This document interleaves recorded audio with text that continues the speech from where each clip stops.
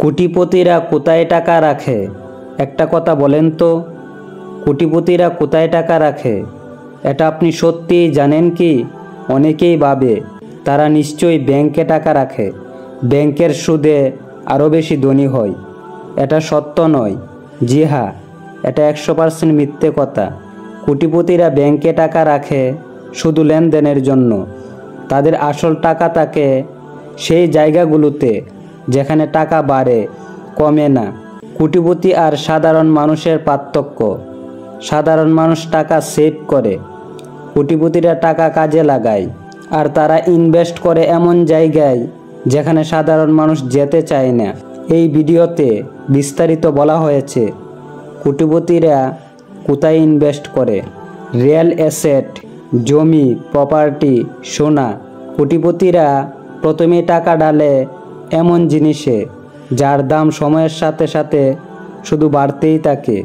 জমি, প্রপার্টি, সোনা এগুলোই তাদের নিরাপদ আয়ের মূল উৎস। লোকেশন, ডকুমেন্ট, ভবিষ্যৎ প্ল্যান সব যাচাই করে তবেই তারা ইনভেস্ট করে। একাধিক ব্যবসা: কোটিপতি মানুষ কখনো একটা ইনকামের উপর নির্ভর করে না। তাদের 3 থেকে 5টা, কখনো তার থেকেও বেশি ব্যবসা থাকে।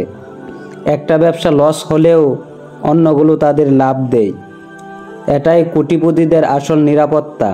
নিজেদের উপর ইনভেস্টমেন্ট, এটাই তাদের সবচেয়ে বড় শক্তি।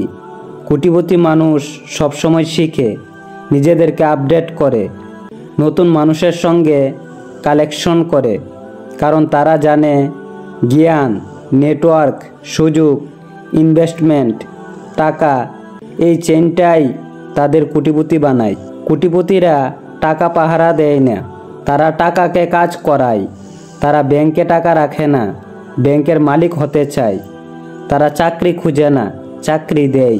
তারা সুযোগের অপেক্ষায় থাকে না, সুযোগ তৈরি করে। আপনি যদি সত্যিকারের কোটিপতি হতে চান, আজ থেকেই ভাবেন টাকা কোথায় রাখলে বাড়বে আর কোথায় রাখলে ধীরে ধীরে মরে যাবে।